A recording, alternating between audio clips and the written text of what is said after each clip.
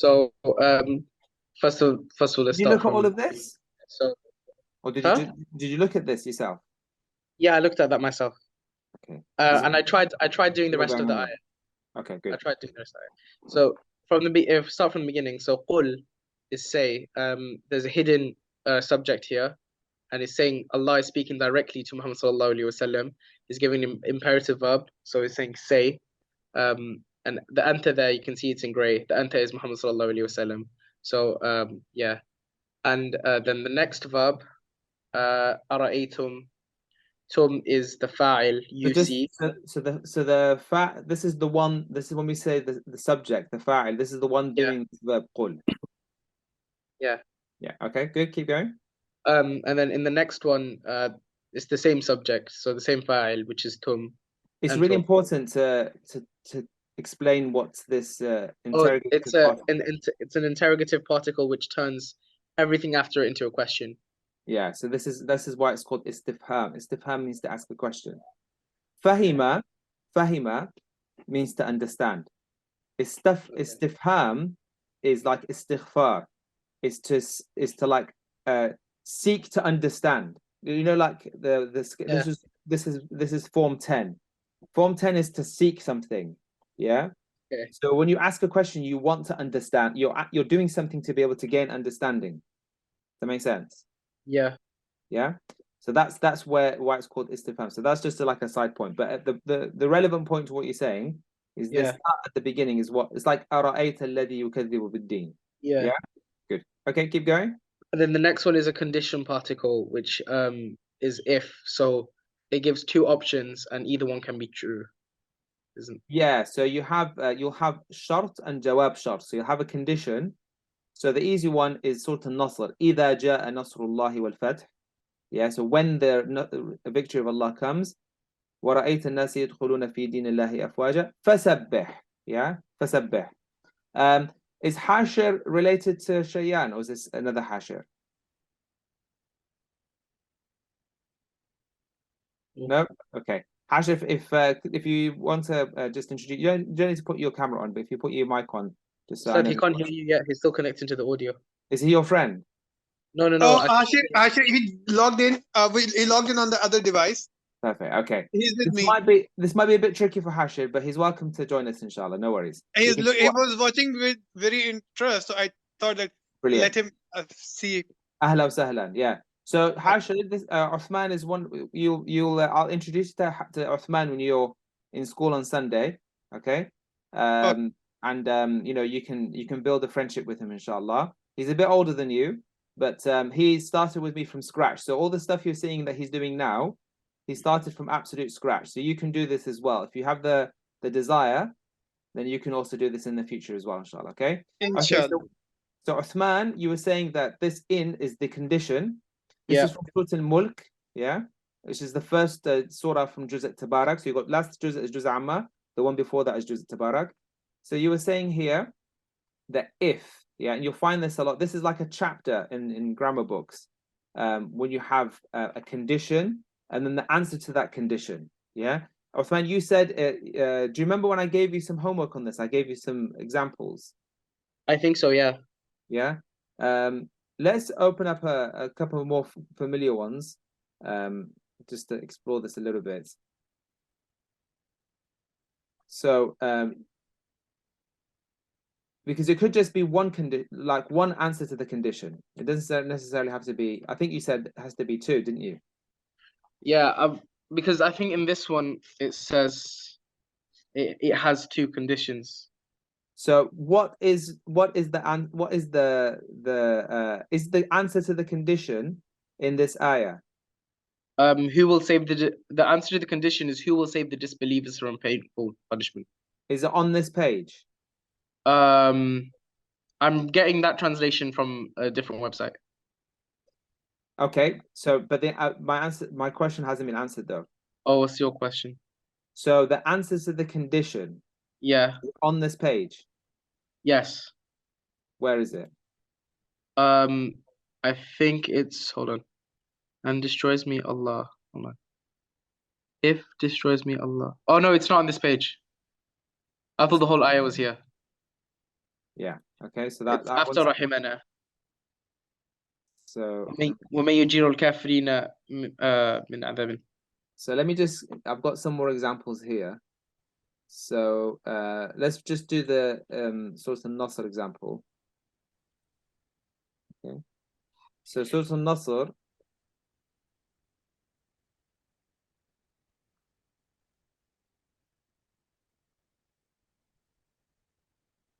Okay. So this is the condition, the shart. إذا جاء نصر الله والفتح. What the answer comes in the final ayah. Yeah. Ayah number 3. فسبح بحمده. Now you can see here, Uthman, will be labeled here. See that jawab shart? Yeah. That is the answer to the condition. Yeah. So if we go back to your example, the answer to the condition is here. Okay. فَمَن يُجِيرُ الْكَافِرِينَ مِنْ عَذَابٍ Yeah, I أَلِيمٍ. can see. Yeah, Yeah. I see it. And can you see how it's linked to the in? So what in is Yeah. this? This is this in here. Yeah. Okay. Good. Okay, keep going. And then أهلكني, yeah. So what This what word. mistake were you making? Were you putting a sukun on the ka? No, I was putting a fatha on Allah on the left of Right. Jalal. Okay. Okay, that's an easy one. Okay, so Yeah. why is that wrong? Because I was turning Allah, I was turning left of Jalal Yeah. from So lafzul jalala is the word when we describe Allah. Good. Yeah. yeah, I was turning it from fa'il, from Rafa state. I was turning it into Nasab state Very good. Very good. by adding a fatha onto it. Excellent. So we already have. So the if you're putting it a fatha, you made it a maf'ul bihi. You made it an object. But the maf'ul Yeah. bihi is here. Yeah. Do you remember the rule I gave you? When a pronoun is attached to a verb, what's the rule? It's a object. It's an object. Very good. It's an maf'ul bihi. Yeah. So there you go, mashallah. I'm happy because you know a lot of stuff, so it's making me happy. Good. Okay. It's giving me hope. Yeah. Alhamdulillah. So ahlakani Allahu. Good. Let's keep going. And then the conjunction where it's Yeah. connecting it to everything before it.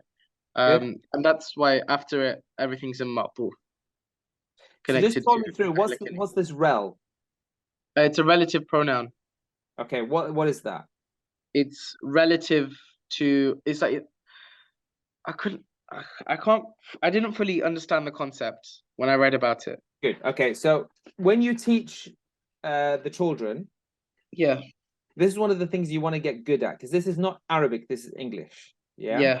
So what is a relative pronoun? So the way to always simplify these concepts is to think of like relative pronoun. We've got those, which. These are relative pronouns. So when do we use those? We say, my favorite toy was the bicycle, which was given to me by my uncle. Okay. So what's which doing here? It's connecting the sentence that came after to what came before. It's not a conjunction. It's like a bit by itself. Which was given to me by my uncle. It's like you could say, you could actually say that as a sentence. The bike was given to me by my uncle. Yeah. So that's what relative pronoun is doing. This bit is like a relative to this bit. That's like the way to remember it. Yeah. Yeah, I see. So conjunctions connect. Pronouns are proxies for a noun. Prepositions, preposition. Relative pronouns, you've got relatives. This is a relative to this. So for example, here it's saying the believers, like who is with Muhammad sallallahu alaihi wasallam, they're relative to Muhammad sallallahu alaihi wasallam. Yes, good. Who is with me? So waman ma'ya, this is like this whole bit here. Yeah. Relative pronoun plus because this is called, you'll have sila and mawsul. Can you see how it says sila? Yeah. So this is a sila. Yeah. So you always have the sila and mawsul. Yeah. So the sila here would be Muhammad sallallahu alaihi wasallam. No, the sila here would be so this is going to be the mawsul and this is the sila. Yeah. I'm not sure why it's labeled it like that. Yeah, I need to double check that. But because mawsul is the thing that's been connected. So this is connected to the waman. Okay. And then all of that is connected through a conjunction to the Prophet Muhammad sallallahu alaihi wasallam. Yeah. Okay. No, I would let it's not the Prophet sallallahu alaihi wasallam. So قُلْ أَهْلَكَنِيَ اللَّهُ It's connected to Ahlakaniya, I think. Yeah, no, it's yeah, you're right. Yeah. So it's to the Prophet ﷺ. So this maf'ul bihi, this object is referring to the Prophet, peace be upon him, yeah? Yeah. And then also all the people here. Yeah. So that, yeah. So we've done that bit, okay. So this conjunction here, this ma'tuf. So rahimana, what's rahimana connected to? Rahimana is na is again, it's us. Oh, Rahimana is connected to Ahlakaniya. Good, yeah. So قل in ahlakaniya aw rahimana. Or destroys us. Yeah. So you've got this here, like there's something in Arabic called the jumla arida. So you'll have like a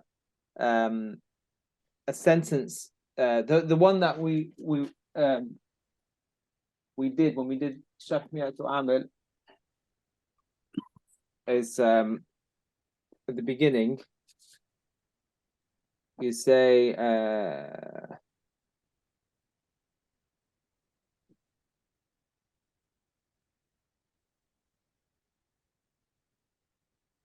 yeah.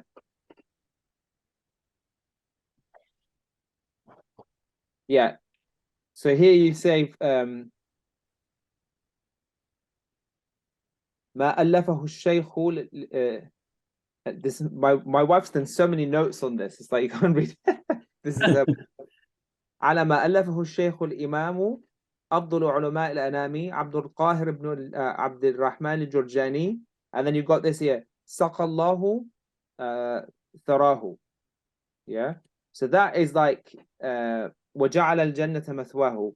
So this is like something in the like you could say like sallallahu alayhi wasallam would be like that.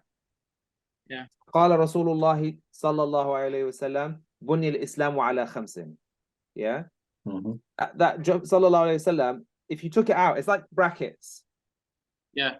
Yeah. If you took it out, it would still make sense. You could say قل إن أرأيت من أهلكني الله أو رحمنا. Also adjunctive. What's that?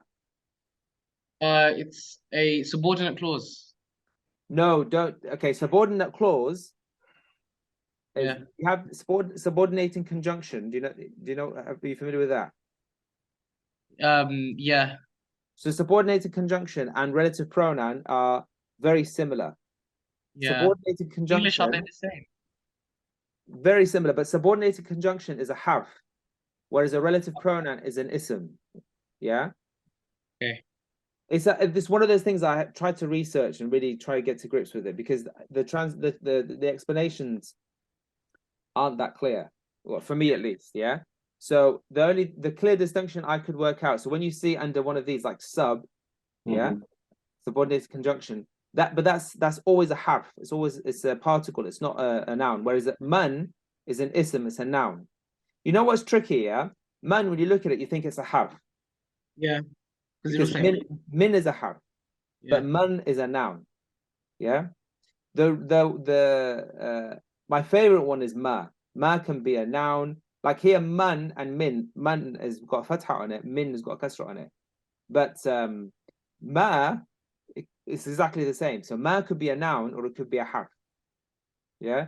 So you know the way by doing it through corpus, it will tell you whether it's this or whether it's this. So in Surah Al-Masad, تبت يدا أبي لهب وتب ما أغنى عنه ماله وما كسب.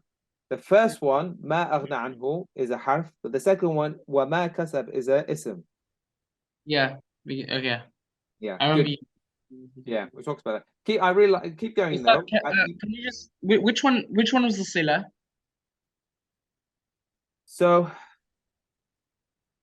there were two. The sila, I remember what the sila was, but what was the name of the other thing that wasn't sila? Let's go to the surah. Because I remember that you said there were two words that connect to the relative pronoun. Here we go. There was sila and something else.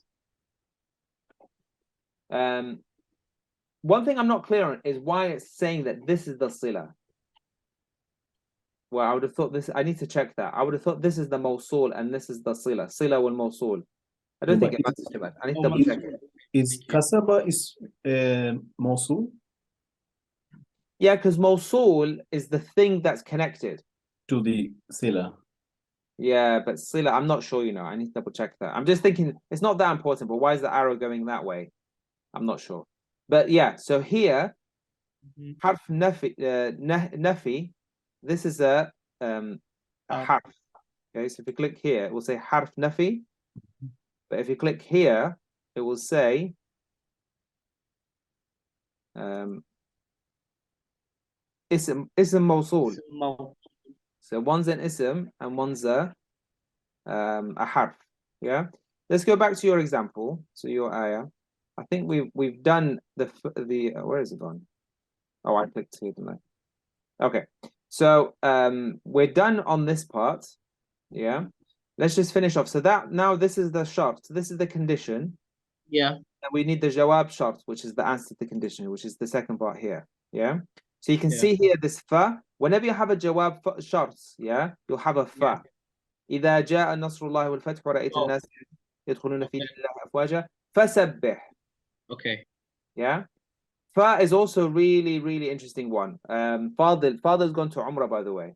So otherwise he would have. But I sent me a message. What's the difference between fa and wa?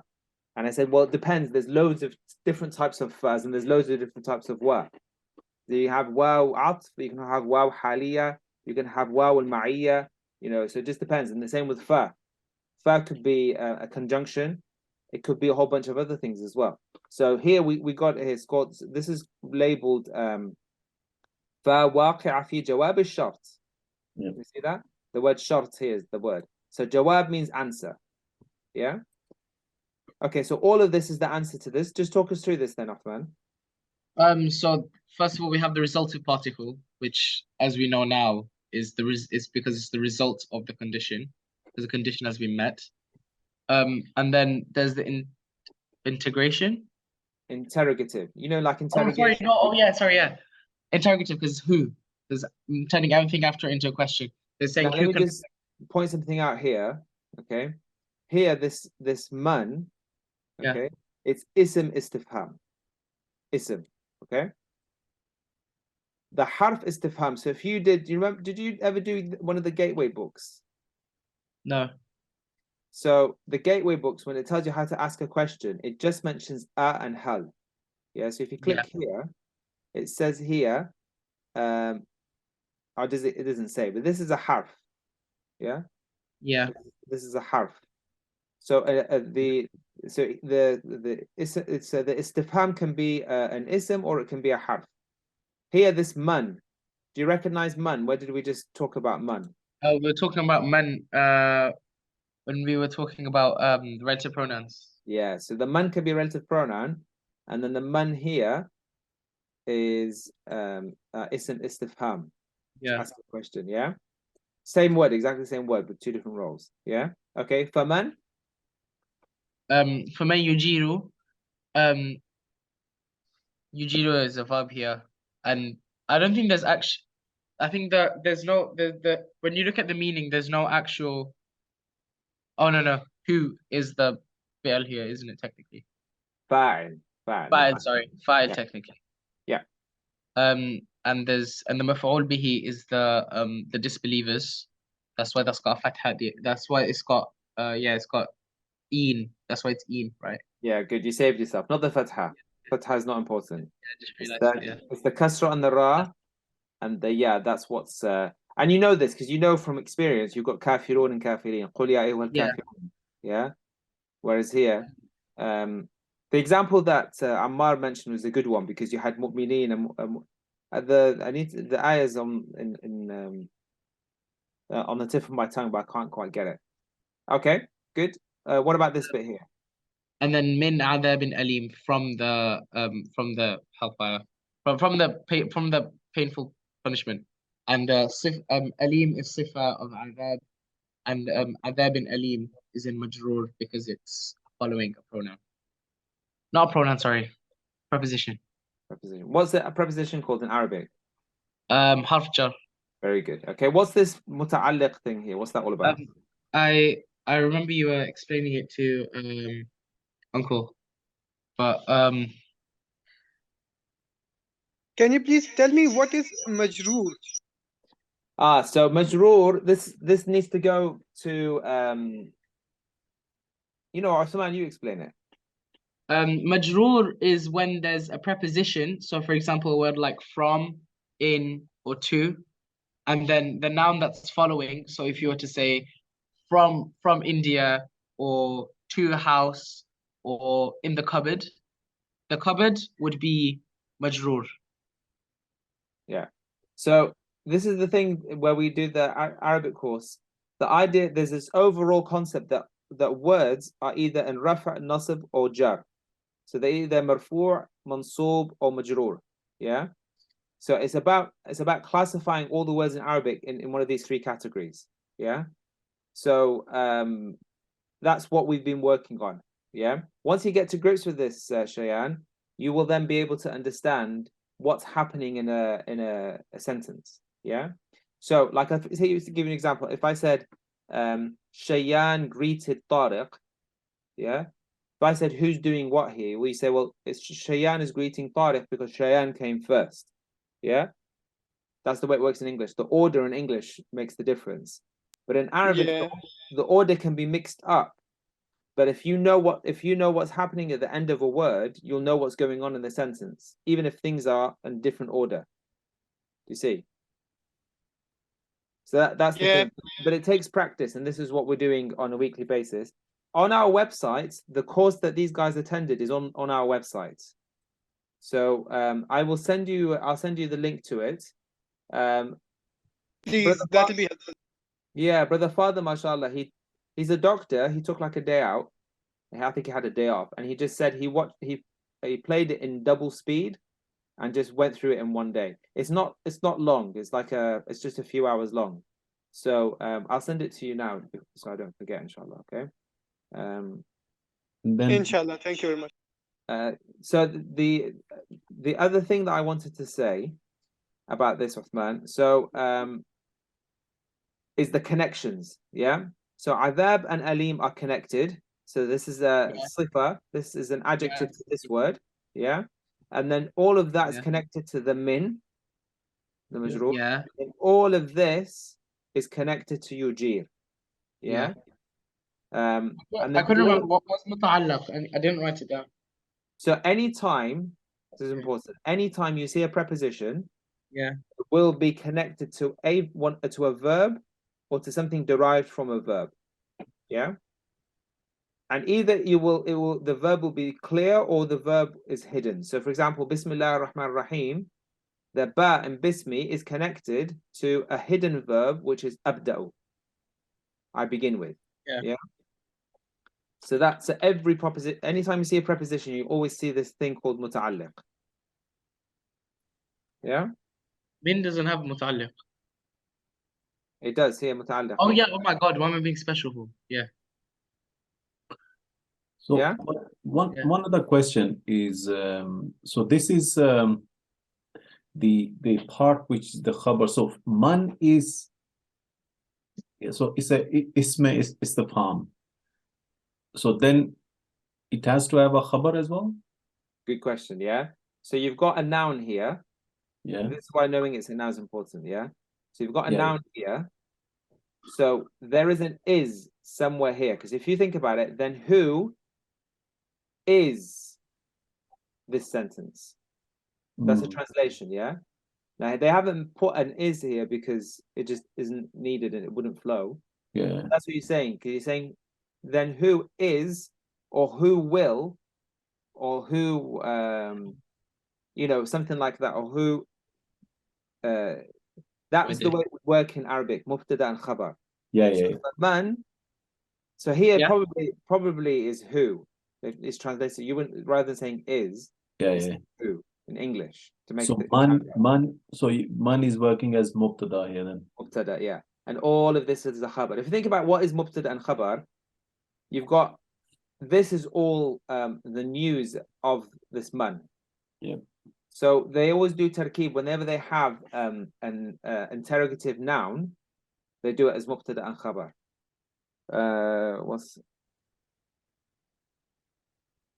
I think Surah Al-Fil. Almost like so.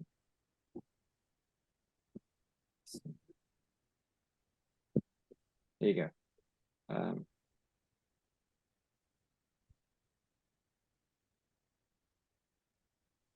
Okay, so they haven't. So yeah, so it doesn't have to be. So here they've done it as a hal instead of as mubtada and khabar. Yeah. So it'd just be something to look at. You know, look at the translation. Remember that the grammar is a tarkib taht al-ma'na. So we look at what is the meaning, and then sort of work from there. Okay, good. Well done, Uthman. I think that was very good. I'll stop the recording there, inshallah.